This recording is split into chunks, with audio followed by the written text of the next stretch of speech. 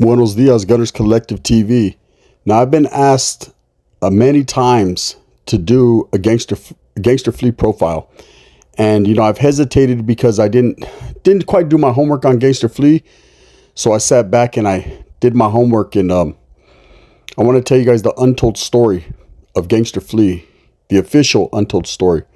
Now, for those of you that are not from the San Francisco Bay Area or Northern California, Gangster Flea is going to seem foreign to you. But he is one of the most notoriously known Norteno rappers ever to come out of the San Francisco Bay. Now, in the 90s, the San Francisco Bay Area Norteno rap scene started to take shape.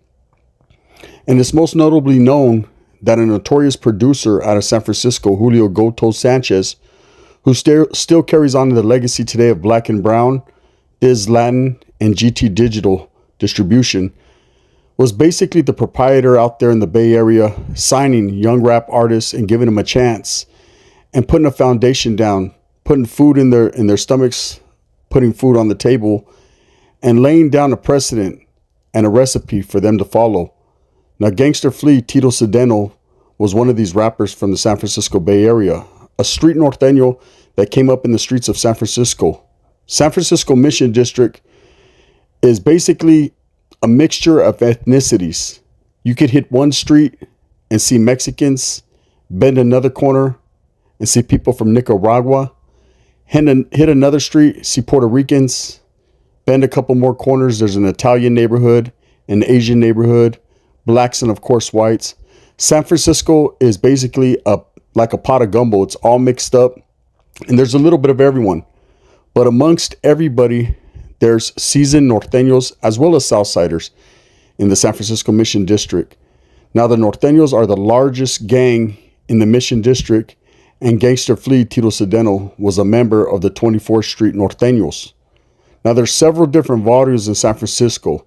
You had LNS, 22nd and Bryant, 24th Street, Hunters Point, and several other Norteños, Excelsior. Norteños functioned out of every different pocket in the city of San Francisco. Now, San Francisco is mostly known for the San Francisco Giants and the 49ers, the sports teams. But if you hit those deep, dark alleys, man, there's a lot more chaos, treachery, and violence than you would ever suspect. Gangster Flea came up in them streets as a hardcore Norteño that was rising through the ranks of the movement and was also making a name for himself as a gangster rapper. Now, besides Woody, I would say Gangster Flea is probably the most asked about Norteño rapper to me. Everyone always asks whatever happened to Gangster Flea. So I felt that for no other reason, I should put his story out there and let you guys know exactly what went down with Gangster Flea, where he's at, where he comes from, and what are his standings within the Norteño movement. So in the early 90s to 2000s, that's when being a Norteño, a Southsider, a Crip, a Blood was really thriving. That's when everybody from the Bay Area on back to Southern California wanted to be a gang member.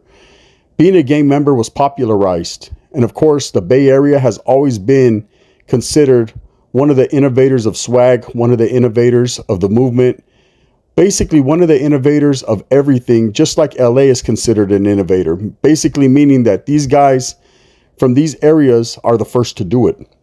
Now, the San Francisco Mission District is a very old neighborhood, probably one of the oldest neighborhoods in Northern California, besides, I would say, the old Fruit Stand Gang from Salinas or Barrio Horseshoe from, of course, San Jose.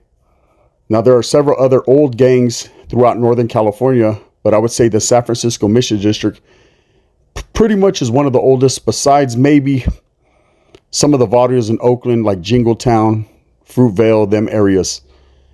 Now, Gangster Flea grew up in San Francisco and was part of the Norteño movement and was pretty known out there. One thing about the Norteños in the Bay in San Francisco, the city of San Fran, is everybody knows everybody. They're pretty tight, and they're also real tight with the Africano community, with the blacks. In San Francisco, the blacks and browns function hand in hand. They work together in music, on the streets, willing and dealing, and everything in life, because they've always done that. That's one thing about San Francisco, man. There's no racial tension. There's no bias. You're either with the program and solid, or you're not. There's never no in between. Gangsta Flea rolled with the solid. So about the year in the late 90s, there was a compilation that was dropped. And still to this day, it's probably one of the most notoriously known compilations, 17 Reasons. And it was dropped by Julio Goto Sanchez.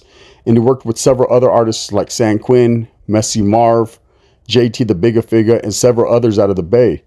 Now, about this time, Gangsta Flea started to be known in the Bay Area, and somehow along the lines, he met Julio Goto Sanchez and started to work hand in hand. And Julio seen something in him, heard his voice, heard his rhythm, heard his style, and said, you know what? This is one. This is the one. This is the youngster that's going to put Frisco on the map, is going to continue the legacy that Goto Sanchez started. Now, of course, if you know the story, you would know that Gangsta Flea put out several different compilations, or was on several different compilations, before his ultimate demise and his ultimate incarceration for life. One of the most notoriously known CDs ever put out in the San Francisco Bay Area from a Norteno rapper is a CD put out by Gangsta Flea called The Most Hated. Now, this CD is so notorious because it has one song that stood out amongst the rest and pretty much was an anthem for a few years in the Valley as well as the Bay, and it was a song called Romped Out Norteno. Now, the reason why this song was so notorious was because it featured one of the most notoriously known rappers out of the Bay Area ever to live, the legend, Mac Dre. Now, I remember first hearing this song, and I was confused like everyone else, and I'm here to dispel the rumors and the myths right now. Because the song Romped Out Norteno featured Mac Dre, there was a lot of individuals that thought Mac Dre was a Norteno. But Mac Dre was never a Norteno. What Mac Dre was a Norteno sympathizer, meaning that he functioned hand in hand with the Norteños. He had their back, they had his back, they did business together, and they were very tight. Just like I said, all Norteños and blacks in the Bay Area are very tight.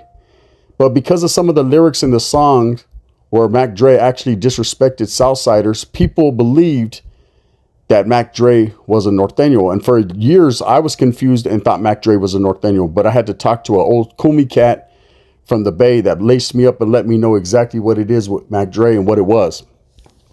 So because of that song, Gangsta Flea was put on the map. Now, those out of the Bay Area already knew how tight Gangsta Flea's flow was and what it was about. Not only was he in the booth making moves and started to gain traction and gain a buzz and a vibe, but at the same time, Gangsta Flea was also in them streets. See, he wasn't half-stepping. He was one of those Norteños that gained notoriety by his music, but also was a real one out there functioning with his homeboys, always in the hood, always putting Frisco on the map. He was a Frisco native for sure. Now, I've met a lot of guys from San Francisco. I've done a lot of time with guys from San Francisco who knew Gangsta Flea, and a lot of them have love, even to this day, for Gangsta Flea.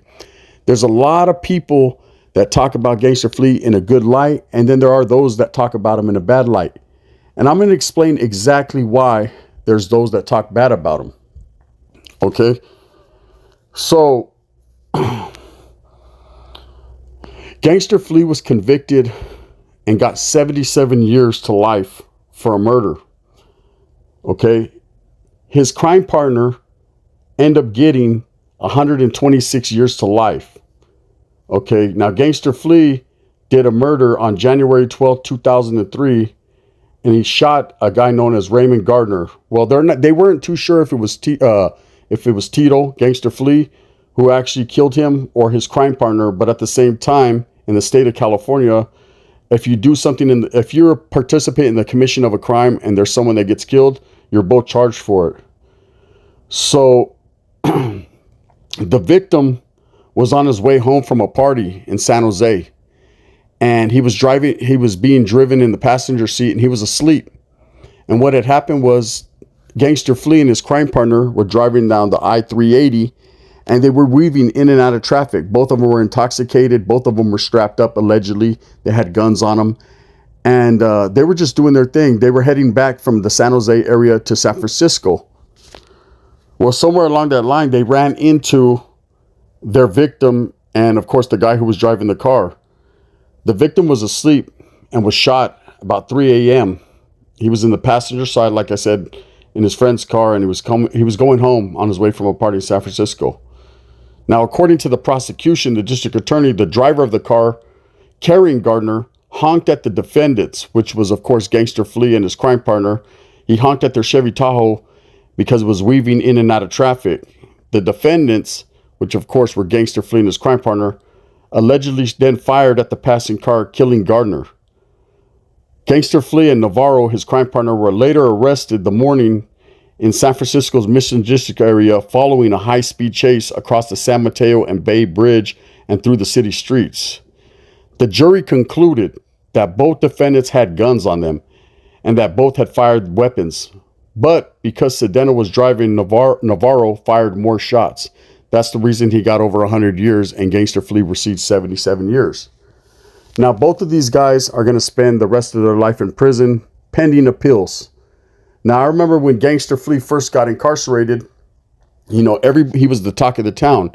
That happened, and the murder happened in 2003. A couple years later, he was, ultimately convicted. And I remember it was a big trial, and those who knew of Gangster Flea, they were pretty saddened because this guy had just started to get on the map as far as in the music scene.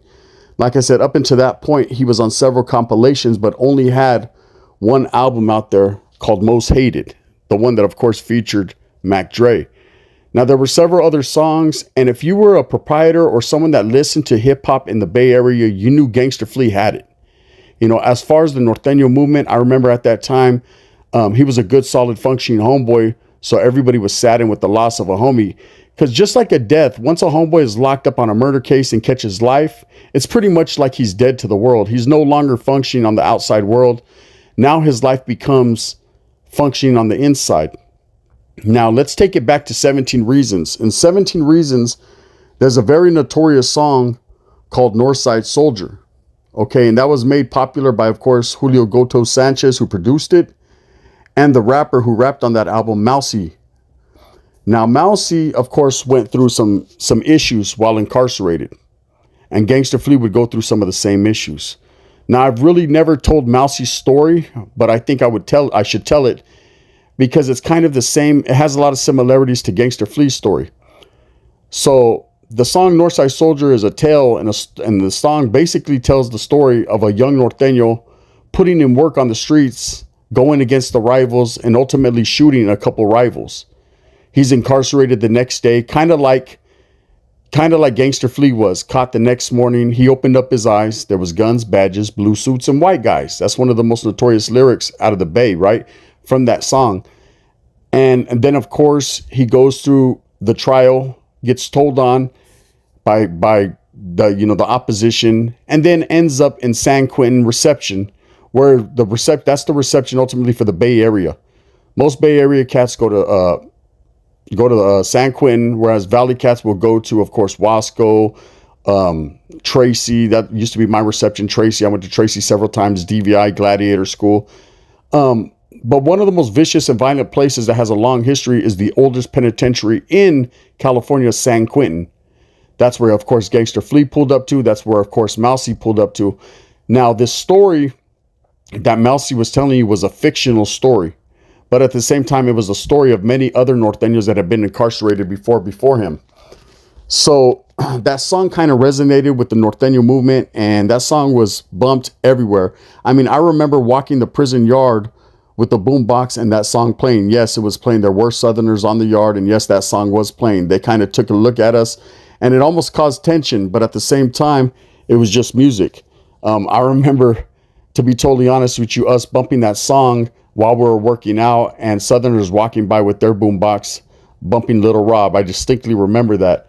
Kind of turned it up louder to over-drown what we were bumping, and the homie turned it back up, and there was a little tension on the yard.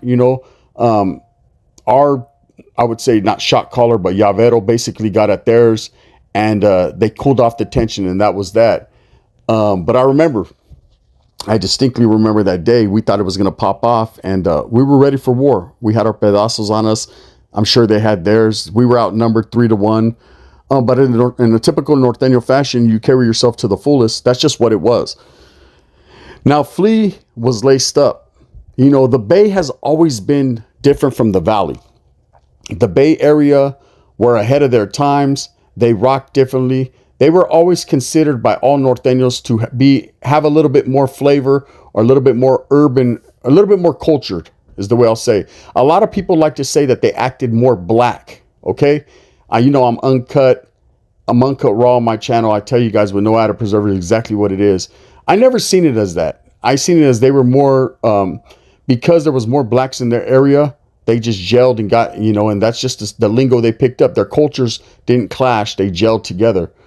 So I didn't see it as a bad thing. In fact, there was a lot of cats from the Bay Area when there was brothers on the yard and we functioned on the same side of the yard as the brothers, man. They could spit that lingo with the brothers, man. And we got backed up on several occasions. Excuse me, on several occasions. So it was always a good thing. Now, Gangster Flea ultimately caught his case, his murder case, and again was given 70 years. Like Mousie's story. Mousie ended up getting caught up and going to prison. You know, the singer of the song on 17 Reasons compilation, Northside Soldier. And while he was incarcerated, man, he found himself caught up with a cellie who didn't take to Mousie too much. He thought Mousie was very braggadocious because Mousie was basically living off that stardom, right? Of being that rapper. And, you know, a lot of the little homies looked up to him because he was on that song and that song was so well known. Somewhere along the line, they got their lines crossed and Mousie ended up getting whacked. He ended up getting cut up on the yard and it was a bad call. It was a bad call. And I remember when it happened, everybody was quick to talk shit about Mousie. Damn, Mousie fell off. Damn, Mousie got whacked. He must have fucked up. He did something wrong. That's typical fashion. Quick to blame the victim rather than doing your homework and finding out exactly what happened. Well, come to find out, it was a very bad call. And somebody basically, I'm not going to tell you guys the whole story because it's not for me to tell, but I'll say, let's just say it was a fucked up situation that Mousie got put in. And he got some get backs. Okay. He went to the back, went to the oil and was able to get back. Now, that's Mousie, where Mousie's story ends. He continues to be an active Norteno. To this day, I don't know if he's still active or he's not. But I know that all of a sudden, the guys that were talking shit about him, spitting on his name, spitting in his hand, disrespecting him, they basically flipped. And now it was the big homie Mousie now. Hey, Mousie's getting out. Mousie's solid again. He's cut up a little bit, but that don't mean shit. He's solid. It's the way the game goes, right? Selective politicking. So now with Flea gets locked up. And I remember when Flea first got locked up, you know, everybody was talking about him. Damn, bro, the young homie was coming up. He was just about to blow up. I knew for sure that Gold Toes was putting him on and he seen something in him. Me knowing how Gold Toes rocks in the Bay Area, he's always trying to find the next big talent, not to soak for money or to make money off of, but to put food on his table to help him, right? That's the way it goes. Even to this day, Gold Toes, man, is, you know, caught up in a situation right now where he's actually going down south in Southern California, trying to help several rappers. You know, he was trying to help Swifty Blue. He's now doing business, conducting business with Baldacci. You know, plenty of rappers from Southern California reached out to him, to his GT Digital Distribution, and he was trying to work hand in hand, not for unity, but trying to work hand in hand, you know, to uplift everybody and to put everybody on because he has so many connections, having been known and doing this in the Bay Area for a long time. But that's neither here nor there. What is here is Gangster Flea still doing life. Now, people have asked me, what happened to Gangster Flea? What's his standings? Is he still rocking? Is he still a Norteno? Is he still about the business? And I could tell you this, I don't know the exact story on what happened with him, but there's been two different stories that have been told. One story was that he decided to call it quits, let it go, and check in. That he rolled it up and decided, man, I'm going to drop out. I'm going to get away from this. This ain't for me no more. You know, and I don't blame him. You know, I don't condone it, but I don't blame him. When you're doing 77 years and your life now is in there and you know you're never hitting the streets again, you know, you have to make a tough decision. Some people would make the decision, well, you know what? I'm already in here. I already murked someone on the streets. I'm going to go all out. This is my life now. This is my world. And they make that their world. And they get that black blank look in their eye and it's on and cracking. Then there are some of those that want to live the best life that they possibly can while they're incarcerated. And they know that being in general population, gang banging and being active, they're not going to be able to do that. It's going to be constant lockdowns. You know, this is back then before the end of hostilities. It was constant lockdown situations, constant raids from the Kukui, from the IGI in your cell, being validated, slammed in the back. I mean, there's so many different motions that Norteños and Southsiders and every other ethnicity had to go through that is some of the reasons why a lot of people fell off or dropped out. Not only that, in them times that Gangsta Flea got incarcerated, it was hard to be a Norteño. You know, there was a lot of inner fighting, a lot of politicking on each other, a lot of survival to the fittest. You know, you can hit a yard and everything will be smooth on that yard. Gang of homeboys, gang of canalismo, spreads, everything's smooth. And then a homeboy gets out, he's a shoe kick out, or he comes from somewhere and he doesn't like you for whatever reason. Now, I say that to say this. A lot of these young gangster rappers, Lefty Gunplay, Swifty Blue, Rico Too Smooth, bands, Northern California and Southern California rappers, ultimately think that they're going to be a star when they're incarcerated, that people are going to give them a pass on things or you know, look like there's someone else. But I'm going to tell you what's going to happen. Vatos will get to the yard and they'll be like, hey, guess what? Lefty Gunplay's on the yard. Oh, is that right? Maybe the youngsters will be all starstruck, like, damn, homie, I listen to your music. It's cool. And then guess what's going to happen? The old school Vato's going to walk by and he's going to be like, so what? Who do you think you are? Here's a piece. Handle it. Since you talk about it so much, handle it. Same thing goes for the Norteños, man. That's why a lot of people fall off, because you could talk that high power shit in the booth, but on the fucking yard, you have to be the truth. Now, another story I heard about Gangster Flea was that there was a bad call on him, and he was told to do a pegada, and it didn't go down the way it was supposed to go down, and ultimately he was removed from the yard. Now, again, man, I didn't know Gangster Flea personally. I only knew of his music, and you know, I could tell you this. The second story seems a little bit more feasible. Like I could see it happening because, you know, I've been around a lot of guys who are lifers, a lot of Norteños, Southsiders, everything that are lifers. And most of those guys, man, have this blank stare in their eye, this look. They've given up on life on the outside and they're willing to put in work. I've met guys that raise their hand every time where homeboys have to tell them, hey, bro, enough. You're good. You already did your thing. And they're like, it's cool. It's like they're trying to kill the time out of them. It's hard to explain. You have to be on the prison yards to know it.